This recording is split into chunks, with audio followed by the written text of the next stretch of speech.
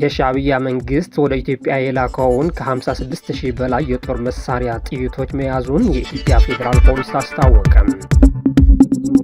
ግብጽ ሶማሊያ ውስጥ የተሰማሩ ወታደሮቿ ለፕሬዝዳንት ሐሰን መሐሙድ መንግስት ጥበቃ ማድረግ ተቀዳሚ ተግባራቸው እንዲሆን ማድረጓን ተዘገበ።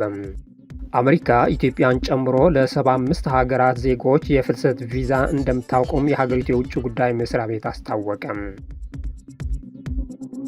ሰላም ጤና ይስጥልኝ። የዕለቱ ዜናዎች አበይት ነጥቦችን በማስቀደም ጀምረናል። አብራችሁን እንድትቆዩ በአክብሮት እንጋብዛችኋለን። የሻዕቢያ መንግስት የሀገሪቱን ሰላም ለማደፍረስ በፋኖ ስም የሚነግዱ ሽፍቶችን ለማስታጠቅ በስውር የላከው ከ56,000 በላይ የጦር መሳሪያ ጥይቶች መያዙን የኢትዮጵያ ፌዴራል ፖሊስ አስታወቀ። የኢትዮጵያ ፌዴራል ፖሊስ ከሌሎች የጸጥታ አካላት ጋር በመቀናጀት የሻዕቢያ መንግስት ከኢትዮጵያ የውስጥ ባንዳዎችና ታሪካዊ ጠላቶች ጋር በማበር የሀገሪቱን ሰላም ለማደፍረስ በፋኖ ስም የሚነግዱ ሽፍቶችን ለማስታጠቅ በስውር የላከው ከ56,000 በላይ የተለያዩ የጦር መሳሪያ ጥይቶችን ከሁለት ተጠርጣሪዎች ጋር በወልዲያ የፍተሻ ጣቢያ በቁጥጥር ስር አውሏል ብሏል ፖሊስ። እጅ ከፍንጅ በቁጥጥር ስር በዋሉት ሁለቱ ተጠርጣሪዎች ላይ በተደረገው የመጀመሪያ ደረጃ ምርመራ ጥይቶቹም በሻዕቢያ መንግስት እንደተላኩና ጽንፈኛው ህወሓት በትግራይ ክልል መቀለ ላይ ተቀብሎ ወደ አማራ ክልል ሸዋሮቢት በማስገባት በፋኖ ስም ለሚነግዱ ሽፍቶችን ለማድረስ ሲንቀሳቀሱ እንደነበር መረጋገጡ ነው የገለጸው። ለሻዕቢያ መንግስት ድልድይ ሆኖ እየሰራ ያለውን ጽንፈኛው የህወሓት ቡድን ጽንፈኛ ፋኖን በማስታጠቅ የሀገራችንን ሰላም ለማደፍረስ አቅዶ ከኤርትራ በመቀለ በኩል በስውር የላከው 41,999 የክላሽ ጥይት፣ 14,000 የብሬን ጥይትና 800 የዲሽቃ ጥይት በአጠቃላይ 56,799 ጥይቶች በሰሌዳ ቁጥር ኮድ 3 አዲስ አበባ B94744 የጭነት አይሱዙ ተሽከርካሪ ከሲሚንቶና ከብሎኬት ጋር አመሳስሎ በመጫን በአማራ ክልል ወልዲያ ከተማ አድርጎ ወደ ሸዋሮቢት ለማስገባት ሲያጓጉዙ በወልዲያ የፍተሻ ጣቢያ ላይ በቁጥጥር ስር ውሏል። የኢትዮጵያ ፌዴራል ፖሊስ ከሌሎች የጸጥታ አካላት ጋር በመቀናጀት ባደረገው ጠንካራ ክትትልና ፍተሻ ነው ጥር 5 ቀን 2018 ዓ.ም ከሁለት ተጠርጣሪዎች ጋር በቁጥጥር ስር ውለው ምርመራ እየተጣራባቸው የሚገኘው ያለው መግለጫው ባዳዎችና ባንዳዎች ተቀናጅቶ ሰላምና ደህንነት ለማደፍረስና ሀገሪቱ እያካሄደችው ያለችው ልማትና እድገት ለማዳናቀፍ በተለያዩ ጊዜ ሲንቀሳቀሱ በቁጥጥር ስር መዋላቸው ይታወቃል ብሏል። አሁን ላይ እነዚህ የጠላት ኃይሎች ሀገሪቱ ላይ አደጋ ለማድረስ እየተንቀሳቀሱ በመሆናቸው የጸጥታ ኃይሉ የጀመረውን ኦፕሬሽን አጠናክሮ እንደሚቀጥል በመግለጽ ህብረተሰቡን ከጸጥታ ኃይሉ ጋር በመተባበር የተለመደውን ድጋፍ እንዲያደርግ የኢትዮጵያ ፌዴራል ፖሊስ ጥሪ አቅርበዋል። ሻዕቢያና ህወሓት ፌዴራል ፖሊስ ባወጣ መግለጫ ዙሪያ እስካሁን ያሉት ነገር የለም። ግብጽ ሶማሊያ ውስጥ የተሰማሩ ወታደሮቿ ለፕሬዝዳንት ሐሰን ሼክ መሐሙድ መንግስት ጥበቃ ማድረግ ተቀዳሚ ተግባራቸው እንዲሆን ማድረጓ ተዘገበ። የግብጽ መንግስት ለሶማሊላንድ እውቅና የሰጠችው እስራኤል ከኢትዮጵያ ጋር ጥብቅ ቀጠናዊ አጋርነት በመፍጠር ግብጽ በሶማሊያና በደቡባዊ ቀይ ባህር አካባቢ ተጽዕኖ እንዳይኖራት ልታደርግ ትችላለች የሚል ስጋት እንዳላት ዘገባዎች አመልክቷል። እስራኤል ለሶማሊላንድ እውቅና ከሰጠች በኋላ ግብጽ ሶማሊያ ውስጥ ያሏትን የወታደራዊና የጸጥታ ግቦች እንዲሁም የወታደሮቿን ስምሪት መከለሷን ተነግሯል። ግብጽ ከአንድ ዓመት በፊት ከሶማሊያ ጋር የወታደራዊ ትብብር ስምምነት የተፈራረመች ስትሆን ለፕሬዝዳንት መሐሙድ መንግስትም የጦር መሳሪያ ድጋፍ ስታደርግ ቆይታለች። አሜሪካ ኢትዮጵያን ጨምሮ ለ75 ሀገራት ዜጎች የፍልሰት ቪዛ እንደምታቆም የሀገሪቱ ውጭ ጉዳይ መስሪያ ቤት አስታወቀ።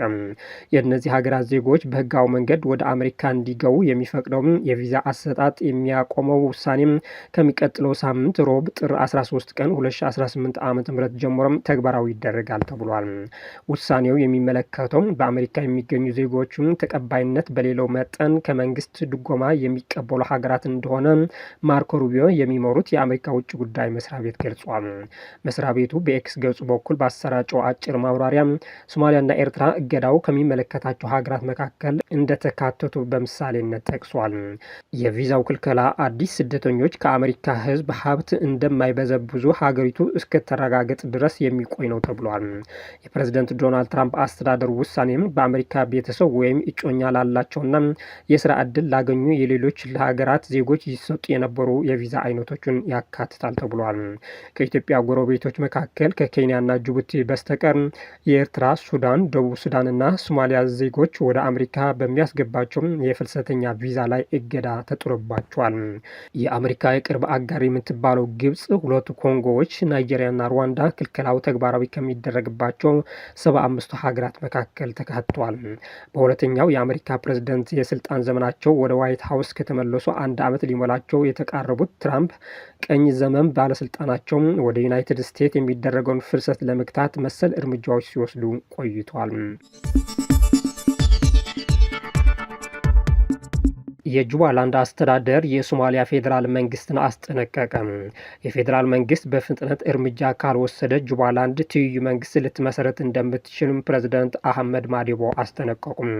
የጁባላንድ ፕሬዝደንት አህመድ መሐመድ ኢስላም አህመድ ማዲቦ ከጥር 20 በኋላ የሶማሊያ የወደፊት ምክር ቤት ስለ ሀገሪቱ የፖለቲካ አቅጣጫ የሚቀጥሉትን እርምጃዎች ካላስቀመጠም አደገኛ ሁኔታ እንደሚያስከትል አስታውቋል።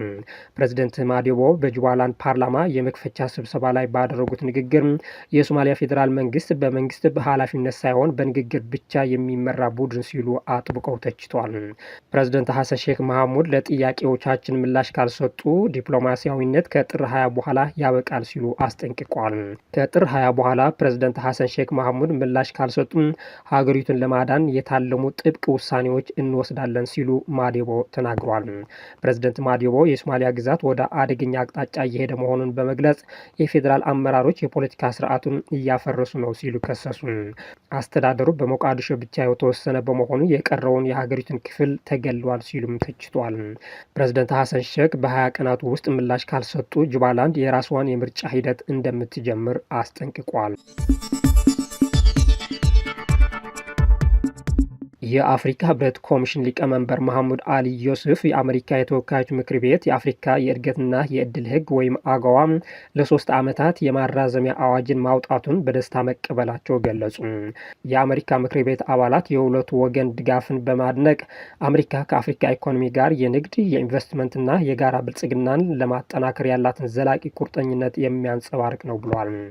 ለ20 ዓመታት ያህል አገዋ የአሜሪካ አፍሪካ የኢኮኖሚ ግንኙነት መሰረት ሆኖ አገልግሏል።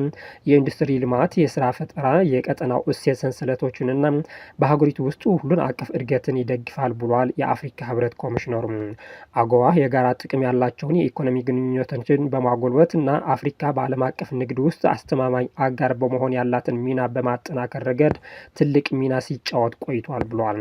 ረቂቁ ወደ ዩናይትድ ስቴትስ ሴኔት ሲሄድ ሊቀመንበሩ ሴኔቱ ተስማሚና ወቅታዊ ትኩረት እንዲሰጠው ጥሪ አቅርቧል። አሜሪካ ለተከበበችው ኤል ፋሻር ከ18 ወራት በኋላ የመጀመሪያው እርዳታ ማቅረቧን አስታወቀች። አሜሪካ 18 ወራትን ለተከበበችው ኤል ፋሻር ከተማ የመጀመሪያው የሰብአዊ እርዳታ በተሳካ ሁኔታ ማድረሷን ትናንት አስታውቃለች። ይህም ለወራት ረሃብና አመፅ ላሳለፈው ህዝብ ወሳኝ የህይወት አድን ብለዋለች። የአሜሪካው ፕሬዝደንት የአረብና የአፍሪካ ጉዳዮች ከፍተኛ አማካሪ ማሳድ ቦሎስ ከ1.3 ሜትሪክ ቶን በላይ የምግብ የውሃ መጣሪያ አቅርቦቶችና መሰረታዊ የጤና ኪቶች ወደ ሰሜን ዳርፉር ዋና ከተማ ኤልፋሻር መድረሳቸው አረጋግጧል። ስኬቱ ለወራት በአሜሪካ የተመቻቸ ድርድርና በታህሳስ መጨረሻ ላይ የተባበሩት መንግስታት የግምገማ ተልዕኮ ውጤት መሆኑን አስታውቋል። በኤልፋሻር ያለው የጸጥታና የሰብአዊ ሁኔታ ከጥቅምት 26 2025 በኋላ እየተባባሰ መሄዱን የዘገበው ሱዳን ትሪቡን ይህን የፈጣን ድጋፍ ኃይሉ ከተማዋ ከተቆጣጠረ በኋላ ባስከተለው ሰፊ የሰብአዊ መብት ጥሰትና ከበባ መሆኑን አስታውቋል። ቡድኑ ከተማዋን ከተቆጣጠረ ከተቆጣጠረበት ጊዜ ጀምሮ በ10 ሺዎች የሚቆጠሩ ነዋሪዎች በእግር ወደ ታዊላ ላሉ አካባቢዎች ሸሽተዋል። ከዚህ በፊት ከ100 ሺዎች የሚቆጠሩ ተፈናቃዮችን መሰረታዊ የንጽህና አጠባበቅና የምግብ እጥረት ባለባቸው ካምፖች ውስጥ ተቀላቅለዋል ብለዋል ዘገባው። ቦሎስ በመግለጫቸው ይህ እርዳታ ያለምንም እንቅፋት እንዲደርስ ወሳኝ መሆኑን በማሳሰብ በኤልፋሻር ብቻ ሳይሆን ሁኔታው አሳሳቢ በሆነበት በመላው ሱዳንም ጭምር ብሏል። አሜሪካ ተቀናቃኝ ኃይሎች በመላ ሀገሪቱ የሰብአዊ ስምምነት እንዲደርሱ ጫና ለማድረግ ቁርጠኛ መሆኗንና በረሃብና በግጭት ምክንያት በሚፈናቀሉ አካባቢዎች የእርዳታ አቅርቦትን ስልቶች መደገፏን እንደምትቀጥል ቦሎስ አረጋግጧል። የዕለቱ ዜናዎች በዚህ አበቃን። መልካም ቀን።